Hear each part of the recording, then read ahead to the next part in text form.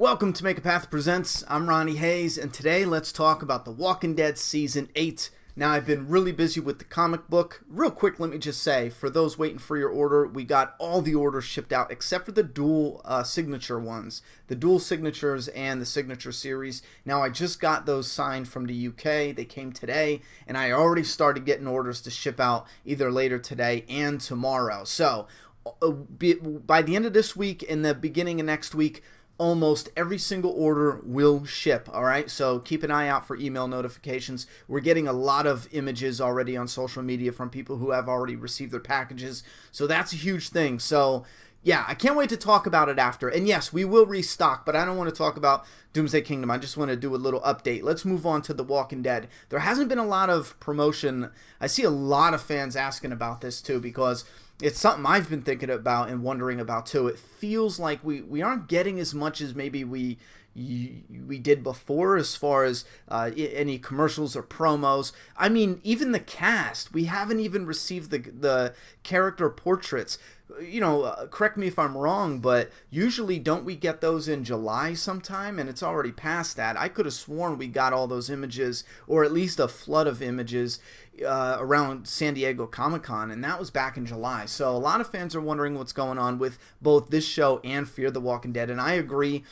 I didn't even know Fear the Walking Dead was starting until a week before. I didn't even see any, you know, and I follow AMC and them online and all that now, given I was real busy, but I didn't see one commercial on YouTube. Usually I'm inundated with commercials every time I try to watch a video for Fear the Walking Dead or the regular show. Even on TV, again, it's just, I don't know. Maybe it's just us, but it seems like they're not promoting it as heavily. But the first thing I want to talk about, there's two things. There's the Old Man Rick that a lot of fans have been commenting about. Gimple and Kirkman, I believe, both said something about Old Man Rick, and they confirmed it will be in episode 1. But hold on, we'll get back to that. And the other thing I want to talk about is the structure.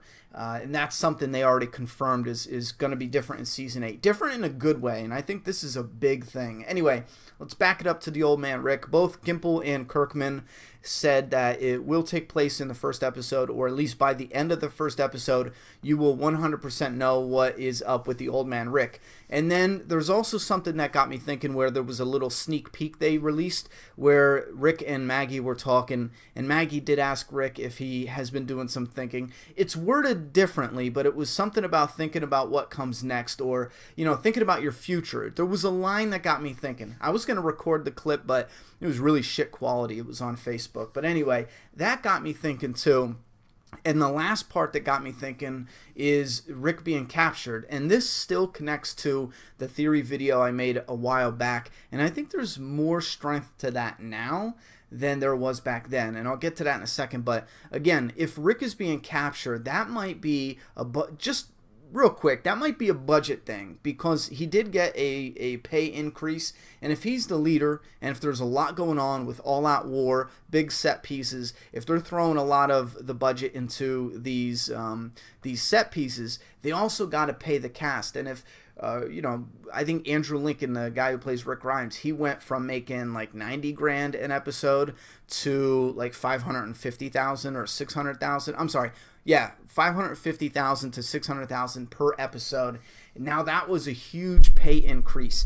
And a lot of fans were asking, well, why does Rick get captured? That's such bullshit. And then I was thinking, maybe I'm just being paranoid, but what if that was a way to kind of help with the budget?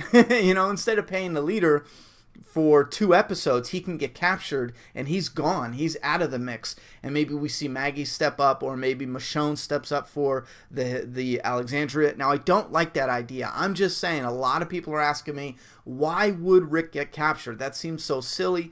Everybody in the world of The Walking Dead, whether it's the video game or the companion show, fucking everybody ends up getting captured. What in the shit is going on here? We just had a character, you know, get captured just real quick in the new Fear the Walking Dead. I think everyone's getting captured, you know, if you count every mini moment that everyone's getting captured. But still, a lot of people asking, why would he get captured story-wise?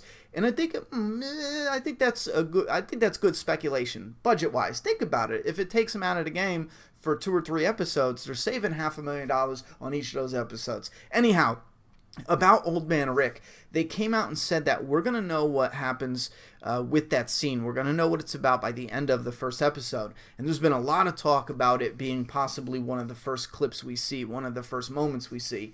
And I still think it is extremely possible that, and keep in mind, this could open the doors to a whole new perspective where they could go after the war. A lot of us are thinking they're going to do what the comics did. We follow a new group into Alexandria, and then, ooh, look, Rick is different, beard, short hair, he has a cane, whoop-de-whoop, and that's all in the comics. So a lot of fans are thinking they're going to go in that direction. But if they are not going with a cane, if they are not going with that same haircut, they might want to put it in the show still to pay homage to the comic. If he's not going to have a cane, he could have a dream about him being older, really old looking, you know, with beard, with short hair, because it pays homage to the comic book, and it's not something they're actually going to do in the show. They're going to do something different in the show, but now they can have him have that moment, that daydream or whatever, and I have speculated before, I think it makes the most sense if they were going to go in this direction. If they do, to have him hallucinate it or have a dream when he's captured and in the hot box. He's already naked and sweating and dying in that bitch. Imagine, sit in your car with the windows up, you know, on a hot day, and then imagine being in that container. And I'm thinking a lot of these puzzle pieces are connecting. Now, if you want the whole story, go back and watch my Old Man Rick. I gave 3 possibilities. I think it was 3. 3 possibilities for why we saw Old Man Rick. Now, they came out and said it. They put it in the commercial, and this is going to link up to the Season 4 trailer. They put it in the trailer on purpose to get us talking about it, to get the fan base to go insane and nuts. What else did they put in the trailer that was a complete misleading, absolute lie? Glenn getting his head bashed in. It happened in the comic, and then like a season or 2 later, on the trailer, on the show, they put Glenn about to get his head bashed in. He's on his knees, he's lined up with the group. It is almost identical, except for it wasn't Negan in season 4, and they were gagged, and in the comic they weren't gagged. Other than those differences, it was almost identical, and they did that on purpose. Greg Nicotero, I believe, is the one who talked about coming up with that idea and doing it on purpose to get us talking about it. So if they're going to go out of their way to put an identical scene to Glenn getting killed, and guess what? He ended up actually getting killed almost identically to how they propped it up in Terminus. If you look at the whole Terminus scene, I did a video on that too, you can break it down and it's almost perfect foreshadowing, and it's creepy and clever and awesome as hell. But go back and check that out. And now think about it. Do you put it past them to make up this you know, scene that doesn't really happen? It's not really a flash forward. It's not really Rick after All Out War. It's just a dream or hallucination. And I know a lot of people hate that idea, and I'm not altogether sold on that idea either. But what I'm saying is, some of it lines up. It lines up that he would be hot and delirious and dehydrated in the hot box, and he would have this moment. It lines up that he might even just dream it one day or daydream it or think about it. And keep in mind, for a lot of fans who go, oh, that's not in the style of The Walking Dead, what about the Death Glenn moment? That is not in the style of The Walking Dead, and they did it, and they made it fit, and it fit beautifully, you know? So yes, they can make this moment where Rick daydreams about what the future would be. And again, if they're not going to break his knee, if they're not going to have him have the long beard and the short hair, they're going to put it in his daydream to pay homage. Because that's another thing. A lot of fans were going, well, if he daydreams about having a cane and then he ends up having a cane, that is dumb. And I agree, it's dumb. Because if you had a daydream, you're not going to predict the future, usually, you know? So it would be clever and it would fit if they gave him the cane in the daydream, because he's not actually going to have the cane in the show. I think there's a lot of shit that fits like that. But anyway, if I keep talking about this, I'm just going to run into circles. There's probably a few little tidbits I'm missing, but if you guys read some of the articles, I'll try to link a couple, but it's only small things that they say, like, we're going to find out by the end of the episode, it's going to be different, there's going to be like a blowout, some explanation. Some of the articles, it's a little difficult because they're just clickbaiting bullshit, you know? They'll take one little thing and they'll run with it like crazy. But the next big piece of information is the structure. This is something I'm extremely excited about. Scott Gimple has said that a lot of things happen between all the different communities and people, and we're constantly going back and forth between everybody. It's not like season 7 where we saw just Tara at the Oceanside community. It's not going to be like that at all. It's going to be bouncing around between all the different moments that are happening, that are playing out, and I love that. And I'm really curious, because if we can have one season, even one half of the season, to test that and compare it to the previous seasons where they had bottle episodes, and that's something that the fan base has been split on for the longest. Bottle episodes, usually they don't work. They don't work more than they do work. And I will say this, it doesn't run fans off. And this is proven by going and looking at the ratings for, a week later, a month later. If you go and look at all the ratings for the people who are buying the show, and go look at all the comments and the people who are catching up and binge watching it later, bottle episodes don't make fans leave permanently. They make fans leave and binge watch it later. That's probably the most popular comment that I've ever seen when it comes to the bottle episodes. It's not like, oh, I don't like the bottle episodes because of this, that, and the third, I'm never watching again. That's simply not what they say. A majority of them, they say, I can't tolerate this pace and the structure, I'll come back later. And I see that so much. I mean, it's probably one of the most common comments I see when it comes to fans who say they're gonna bow out for a little bit. And even if you go back and read the reviews, you'll see a lot of those, depending on where you look.